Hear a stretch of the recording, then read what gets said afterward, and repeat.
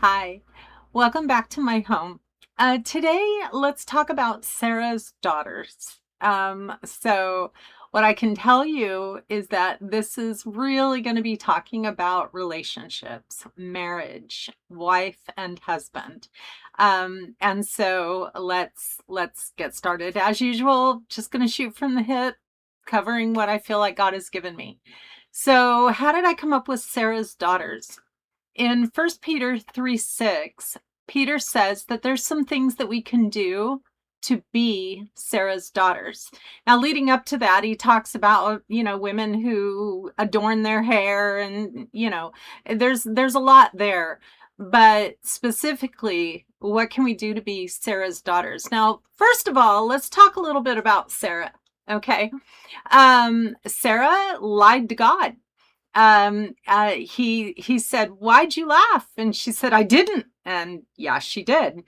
And I remember the first time I heard that, it kind of made me feel a little better about some of the things that I had done when I was a child, and then some of the things my children did. Our instinct when faced with something that we're like, "Oh, we shouldn't have done that," is to fib. Why'd you laugh? I didn't.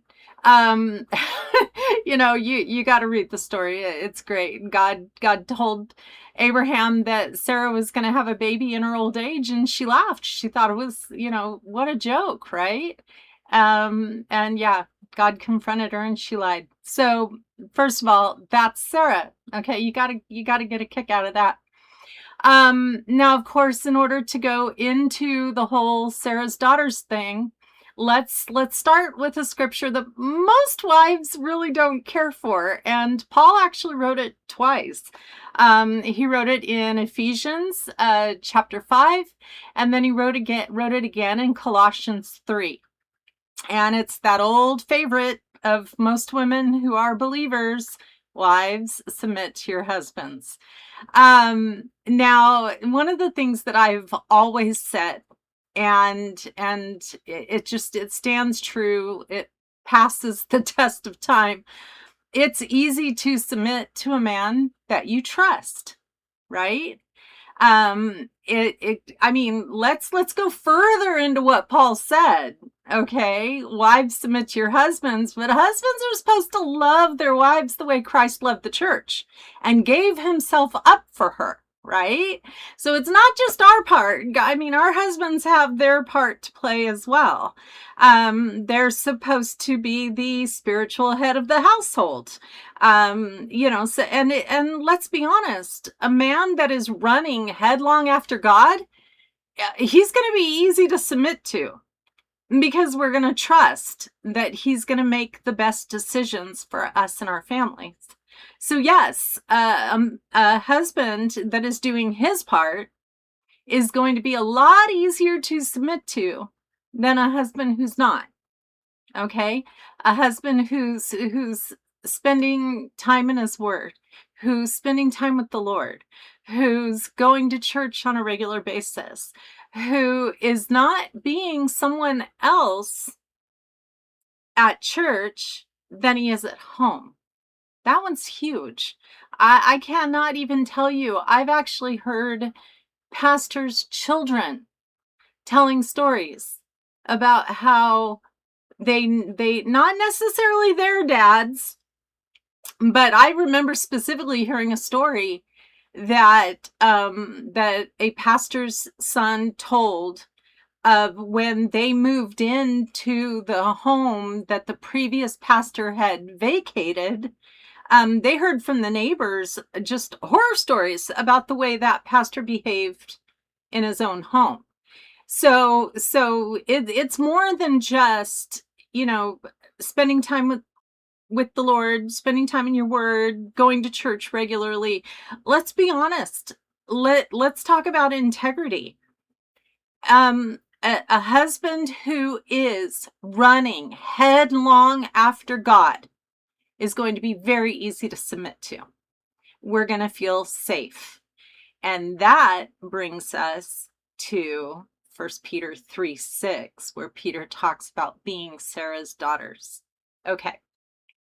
So if you read a lot of, because I got to be honest, this Sarah's Daughters thing, I've researched this and I've written on this. I mean, I remember one time giving a talk about it at a women's ministry meeting, and that had to have been 15, 20 years ago, easily.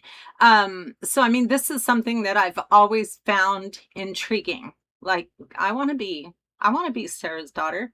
And so, but the problem was is that every version of the Bible I read said that we could be Sarah's daughters when we submitted to our husband without fear. Actually, a lot of them said submit to your husbands and don't give in to fear. And anybody who knows my history, if you've heard my testimony, fear is one of my biggest struggles. And so I'm going, I'm supposed to be completely without fear. Hello. Well, as I further dug into this, and I have been able to confirm it with the New Living Translation, it actually, that word that they used in the Greek for that Peter specifically used, the Greek word that he used, and I'm not even going to try to say it, but what it actually meant was, that phrase there was, don't be afraid of what your husband's going to do. So it's not just submit to your husband and have no fear at all that anything bad is going to happen. No, that's not what it meant. What it meant was submit to your husband and trust him. Believe him. Believe in him. And I'm talking a lot about our husband's role. Let's talk a little bit about our wives, our role as wives. How much easier is it going to be to love us the way Christ loves the church when we respect our husbands, when we trust them, when we don't react in fear to any new idea that they have? I mean, that's saying a lot, because I've heard stories of husbands that were like, you know what, I just got a call and I'm gonna go rejoin the army. Okay, that means picking up us and the kids and moving. I mean, that's, you have every right to in your heart to be nervous about that. But do you trust him that he has your best interests at heart? That he knows, maybe this is going to come with a huge raise, that it's going to be better for you and the kids, that that it's going to be a better environment. I mean, my sister's husband took her to Hawaii. Yeah, he got stationed at Schofield Barracks. Yay for yay for Laura.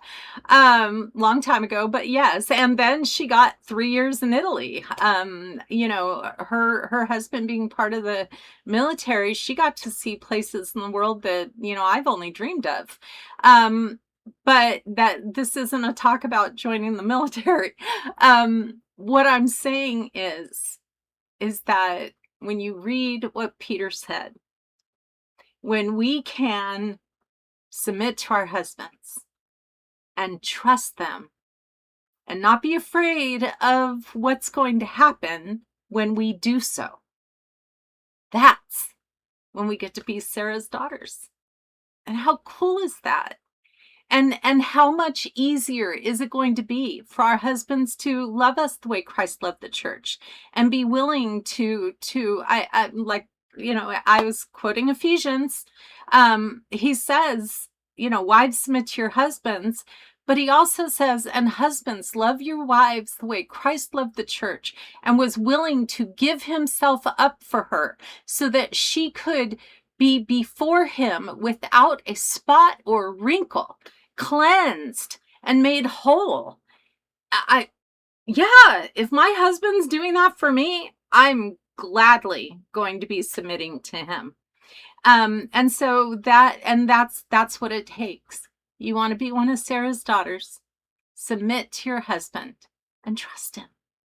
Trust him to do what is best for you and your family. and the joy that can come when you are in a marriage that is dedicated to God and his will. Like somebody once said, if you put God at the center and ask him to draw you both closer to him, you're inevitably going to draw closer to each other. And that's a good thing. The closer you are together, the more that you are dedicated to your individual relationship with Jesus. As he draws you closer to him, it's inevitably going to draw you closer to each other. And that can't be bad, right?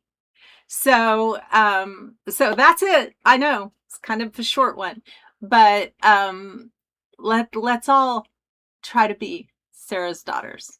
But then again, it's just this woman's opinion. Thanks, and we'll see you again soon. Bye.